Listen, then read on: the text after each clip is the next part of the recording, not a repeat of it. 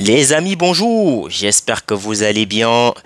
Victoire du FC Barcelone, 7 buts à 1. Le FC Barcelone fait asseoir sa domination sur la formation de Valence. 7 buts à 1. C'était un match tellement facile pour le Barça. C'est vrai qu'il pouvait faire plus. Ouais, parce que quand tu regardes et les ratés de Ferran Torres et les mauvaises décisions de Rafinha, tu te dis que si ça avait été fait au moment opportun, c'est clair que le match il devait finir, je sais pas moi, peut-être 10-1 ou bien je sais pas. Donc de toutes les façons, c'était un match très facile pour le Barça. C'est vrai que à un moment donné, j'ai été effrayé par la formation parce que je vois déjà Garcia titulaire en défense à la place de Ronald Araujo parce que vous savez toujours Martinez il est blessé. Après au milieu de terrain, bon il y a eu un changement déjà. Gavi sur le banc de touche, Pedri absent, vous savez, pour des soucis de santé. Nous n'allons pas évoquer la raison parce que ça a déjà été distribué par tous les médias. Donc, au milieu de terrain, il n'y avait plus que Frenkie de Jong, Casado et bien évidemment Fermin Lopez parce que Dani Olmo est jusqu'à présent blessé. Dans le front offensif, Yamal, Rafinha, mais grosse surprise en pointe parce que c'est Ferran Torres qui est titulaire à la place de Robert Lewandowski. Alors moi je me suis dit, bon, je ne sais pas pourquoi Flick il met Lewandowski au banc, déjà que Mbappé il a mis un triplé à la veille. Donc, il se rattrape. Il était à une longueur avant le début du match. Lewandowski sur le banc de touche. C'est clair que les prochains matchs, Mbappé, il va déjà être meilleur buteur du championnat parce que il a repris une forme de fou, de malade. Le gars, il a pratiquement mis 7 ou 8 buts en 5 matchs. C'est déjà énorme. Donc, je me suis dit, bon, c'est l'occasion rêvée pour Lewandowski de nous plaquer peut-être, je sais pas moi, un doublé ou un triplé. C'était possible, bien évidemment, parce que quand tu regardes le match de Barcelone contre Valence ce soir, tu te dis, avec un attaquant comme Lewandowski, c'est clair que le FC Barcelone pouvait mettre plus. C'est clair que Lewandowski pouvait te mettre un triplé. Mais Flick, il a décidé de le faire commencer sur le banc de touche. Bon, après la première période, c'était fascinant, c'était clairement du divertissement parce que t'as Yamal quoi, il s'amusait, c'est l'impression que moi j'ai eu de son match. Il s'amusait, il prend la balle, des petits ponts et tout, il dribble les papas. Gaïa, il avait carrément du mal face à Lamine Yamal. Et ça faisait pitié à un moment donné de voir cette équipe de Valence qui a joué et la finale de la Ligue des Champions en 2004 contre Porto, de voir cette formation de Valence qui, pendant tant d'années, a dominé le championnat. Cette équipe de Valence qui était l'une des équipes qui rendait la victoire FC Barcelone carrément difficile à l'époque de Lionel Messi. Mais voir cette équipe de Valence sombrer face aux petits enfants comme Fermin Lopez, Lamine Yamal et tout, ça fait de la peine parce que Fermin Lopez il fait un match incroyable. Incroyable le match de Fermin Lopez. 2 buts, 2 passes décisives. Alors, il aurait fait plus, ça c'est sûr, mais déjà ce qu'il a fait c'est beaucoup, ce n'est pas rien. Fermin Lopez, déjà, ce n'est pas un joueur qui a l'habitude d'être titulaire. Le peu de temps que Flick lui met sur le terrain, la plupart du temps, il est soit ailier, soit je ne sais pas. Donc aujourd'hui, tu vois, Flick, il le fait jouer à son poste. Fermin Lopez, c'est ce milieu de terrain qui a vocation à aller vers les buts. C'est les profils comme les Bellingham et tout. C'est vrai qu'il n'a pas l'élégance de Bellingham peut-être dans son jeu, mais c'est un joueur très intéressant, Fermin Lopez. Très intéressant. Déjà, c'est un joueur. Il n'est pas grand de taille, donc ce qui fait que quand il prend la balle, ça va être difficile pour toi de récupérer la balle sans faire la faute. Parce que le centre de gravité, il est carrément bas. Il est carrément bas. Donc à un niveau, le milieu de Valence avait de la peine avec lui parce que voilà, il se déplace aussi très vite. Les petits espaces, c'était ça, sa combinaison avec Frenkie de Jong et tout. Mais moi, je crois que dans ce match, Fermin Lopez, il a pris, je sais pas moi, peut-être il a pris un peu de bénédiction à Pedri avant de commencer le match parce que oui, il faut le dire. Donc déjà, très belle passe pour Rafinha. Donc, le but de Rafinha, très bon but. Déjà, il élimine le gardien et ensuite, de son pied droit, il met le 2 buts à 0. Donc, très belle passe de Fermin Lopez. Moi, j'ai cru même que c'était Casado qui avait fait la passe. Mais non, c'était Fermin Lopez. Parce que vous savez, ils ont pratiquement presque la même taille et ils portent les chaussettes de la même façon. Donc je me suis dit, bah, c'est qui ça? Avant de voir que c'était Firmino Lopez, très belle passe et tout. Il a eu la vision. C'est tout ce que je peux dire. Parce que quand tu regardes la passe qu'il fait, clairement, un autre joueur, il aurait essayé d'avancer avec la balle, mais il voit que Rafinha, il est déjà avancé, donc il décide de faire la passe. Donc, très bon match de Firmino Lopez. Je crois que c'était lui l'homme du match ce soir. Ouais, c'était logique, avec 2 buts et 2 passes décisives.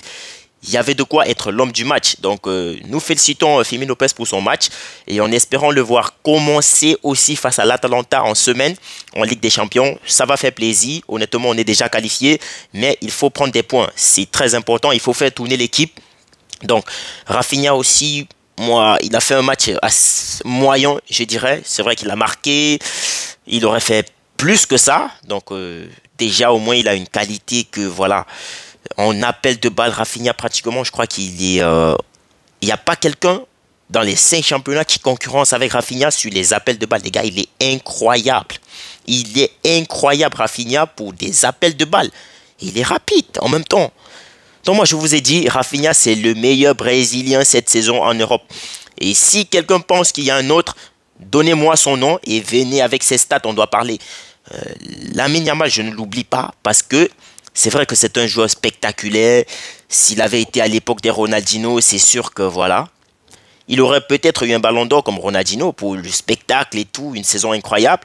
Mais on n'est plus à cette époque. Il y a déjà presque 20 ans. Donc maintenant, ce qui veut dire, le football, c'est beaucoup plus les statistiques. C'est vrai que c'est un joueur qui apporte offensivement beaucoup. Mais je crois qu'il est grand temps que Lamine Yamal, il commence aussi à marquer des buts. Oui. Parce que je ne conçois pas que le FC Barcelone marque 7 buts dans un match et Yamal, il ne marque aucun. Ça fait parler, les gars. Ça fait parler. Donc, prestation incroyable du FC Barcelone. Ferran Torres titulaire, bon, il a marqué un but, mais il aurait pu mettre au moins 3. Donc, c'est pour ça que moi, je dis, Lewandowski aurait été titulaire à sa place ce soir. Parce que non seulement, on ne chasse pas seulement la Liga, mais on chasse aussi tous les titres qui vont avec. Oui. Le Pichichi, ça doit revenir à Barcelone. Parce que vu l'allure que Mbappé il est en train de démarrer, moi je crois que ça va être très difficile pour Lewandowski de le battre. C'est vrai qu'actuellement, avec son but ce soir, il est à 2 longueurs de Mbappé. Mais bon, on va voir ce qui va se passer le reste de la saison. Donc, prestation incroyable du FC Barcelone. Frenkie de Jong, joueur magnifique au milieu des terrains qui réalise un très bon match. C'est lui qui ouvre le score d'ailleurs sur la très belle passe décisive de Lamine Yamal, qui a beaucoup fait du mal à Gaïa. Oui, Gaïa, il a souffert ce match face à Yamal, les gars. C'était carrément difficile. Je crois que le seul point positif pour Valence dans ce match, c'était le retour de Diakité. Oui, Diakité, j'espère que j'ai bien prononcé le nom parce qu'on se souvient qu'il était sorti contre le Real de Madrid l'année passée face voilà, à une altercation avec Aurélien Tchouaméni. Ça lui a valu presque 1 an. Je crois c'est même 1 an, si je ne dis pas de bêtises. Donc, il est entré sous l'ovation des supporters de Valence qui ont fait le déplacement à Barcelone. Je dirais que ça a été le seul point positif pour Valence. Parce que dans un match comme celui-ci, tu te fais dominer, tu te fais... Bon, à un moment donné, c'est vrai qu'ils ont peut-être eu une action qui méritait probablement le penalty. Bon, le VAR a appelé et a dit, bon, ça ne mérite pas. Bon, non, on passe dessus. C'est vrai que ça aurait fait parler les médias si le match il était fini quoi 2-1, 3-1 parce qu'on aurait dit bon avec un penalty refusé voilà le score aurait pu être différent mais bon malheureusement pour Valence ce n'est pas le cas parce que tu pèses 7 buts à 1 c'est énorme. Moi j'ai même cru qu'à un moment donné j'étais en train de revoir la demi-finale Allemagne-Brésil. C'était quoi ça? Après, bon, la première période, elle est magnifique. La seconde période, par contre, il y avait du travail. Monsieur Flick, j'aimerais que vous m'expliquiez pourquoi vous faites rentrer Lewandowski et par la même occasion, vous sortez Rafinha, vous sortez Lamine Yamal. C'est pour qu'à quel moment donné, un de ses coéquipiers en attaque lui fasse une passe décisive. À quel moment? Je ne comprends pas. Qui va faire la passe à Lewandowski? Ferran Torres? Non. Pour Victor, non. Donc moi je crois que ça a été un choix un peu idiot. Moi je vais dire ça comme ça. Il faut faire tourner l'équipe. Oui, tu mènes 7 buts, 6 buts, je sais pas ce que vous voulez. Mais quand tu fais rentrer Lewandowski, il doit marquer. C'est vrai qu'il a marqué, mais il aurait pu marquer plus. Donc cette fin de match, je n'étais pas très content. parce que je me disais que Lewandowski, il pouvait marquer au moins 2 buts. Il a essayé d'apporter encore offensivement avec des très belles passes pour Ferran Torres, mais bon, ça finit en tocard comme lui, donc vous savez, donc rien à dire là-dessus. Donc très bon match de la part de l'équipe dans son ensemble. Szczęsny, par contre, là, il y a des trucs à revoir, franchement. Lui, je crois qu'il doit rester au banc prochainement, parce que lui, il se permet de faire les mêmes erreurs tous les matchs. Si c'était pas la faute à Koundé, tu te manges un penalty. Pareil, face au Real, face, je sais pas, Benfica. Lui, c'est l'habitude. Hey, vieux père, si t'es vieux, faut rester sur le banc. C'est tout. On manque pas de gardien, nous. On ne manque pas. Donc, j'ai eu marre de cette sortie. Oui. Donc, voilà. Très belle prestation de l'équipe. Le FC Barcelone revient à cette longueur du Real de Madrid. La course, elle va être folle. Oui, mais c'est encore possible. Donc, rien n'est perdu déjà. Et aussi, petite info, le FC Barcelone a déjà marqué 101 buts sous l'ère Flick en 32 matchs. 101 buts. Ça montre clairement la domination offensive du FC Barcelone contre toutes les autres équipes. Clairement, 101 buts en 32 matchs, c'est énorme. Alors les amis, on va arrêter ici pour aujourd'hui. On se retrouve donc en semaine pour la Ligue des Champions parce qu'il y a l'Atalanta qui, voilà, qui vient à Barcelone. Donc on va se donner rendez-vous, je crois que c'est mardi ou mercredi. Je vais regarder, mais je crois que ça doit être mercredi. Mais avant, n'oubliez pas de vous abonner, de liker, de partager. Vous connaissez et aussi... On est sur Facebook maintenant, donc vous aurez le lien dans la description. N'hésitez pas de vous abonner, vous liker, vous partager les amis, ça fait plaisir. Donc on se retrouve en semaine pour le match Barcelone contre l'Atalanta. Prenez soin de vous les amis et à bientôt.